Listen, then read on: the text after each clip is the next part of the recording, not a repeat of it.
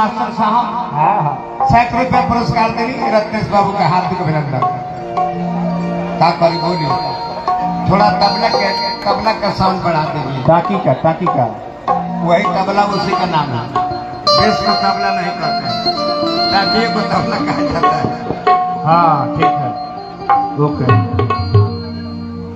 धन्यवाद आप रंजीत दादा, आप दोनों सहपाठियों को और बड़ी सुंदर फलदार पौधा देकर के इन्होंने सम्मानित किया है। हाँ मुझे तो लगता है कि जामुन के गाछ दे दिए। हाँ बहुत ये संसार में जल बरेला समय अनुसार बुताला फरेला तन समय अनुसार घरेला। जन्म यदि उत्सव है तो समय का मृत्यु जो है वो महोत्सव है। जन्म यदि उत्सव है तो समय का मृत्यु महोत्सव है। आइल बात से शोभे जाई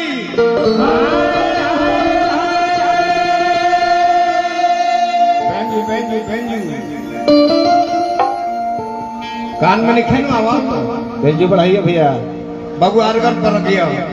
आइल बात से शोभे जाई जब पुज जाई समैया तेल फूलेल कतनो तू लगैब खैब दूध मलैया।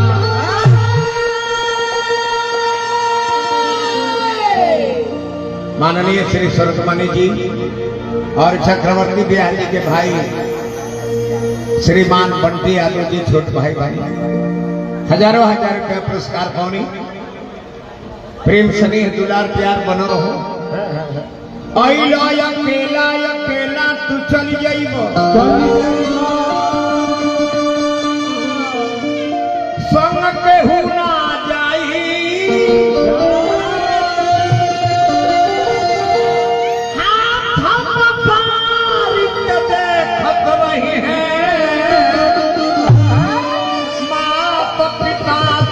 भाई।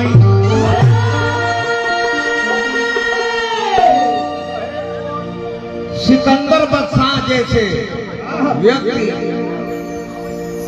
दुनिया को फतह करने चल दिया, कर भी दिया, मगर मगध साम्राज्य में जब घुसा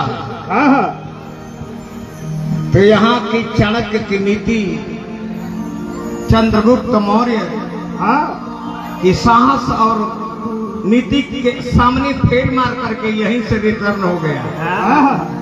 मौत को नहीं जीत सका, यहीं से रिटर्न हो गया और अपने मरते समय बोला था कि मैं जब मर जाऊं तो दोनों बाजू का हाथ मेरा बाहर कर देना है, ताकि ये लोग जाने कि दुनिया का हर भोग हर सुख वैभव हमने जीता, मगर जाते समय मैं कुछ लेकर नहीं जा रहा।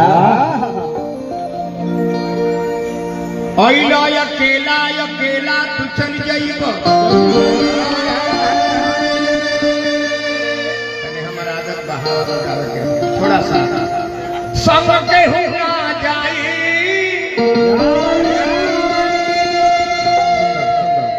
हाथ पसारी के देखत रही है माता पिता पुत भाई।